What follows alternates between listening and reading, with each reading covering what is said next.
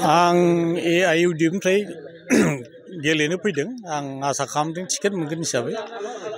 नायनायसै टिकेटआथ' आसा खालामगासिनो दं। मोनगोन बायदि आसा खालामदों आरोखि। दासिमथ' रावबो दस्रा माबा गैया आरोखि आंजों कन्टेस्ट माबा जानाय केन्डिडेट टिकेट बियाखै। दा आंनो दा 1 नाम्बाराव जानानै दं आरोखि, सासेल' आरोखि।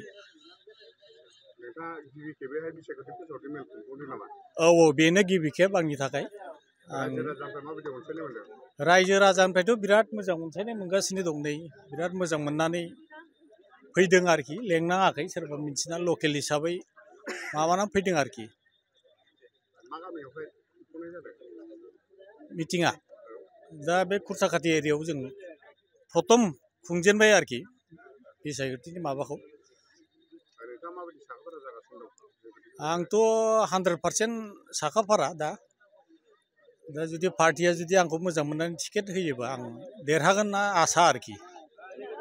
फेक्टराथ' जेबो फेक्टराथ' जाखागोन। ओरैनो दा जोंनाव फुराना पार्टिफोर दं, UPPL दं, BPF दं, BJP दं। फुराना पार्टिफोर स्ट्रं पार्टियानो दं। एसेयाथ' फेक्टर गोलैगोन।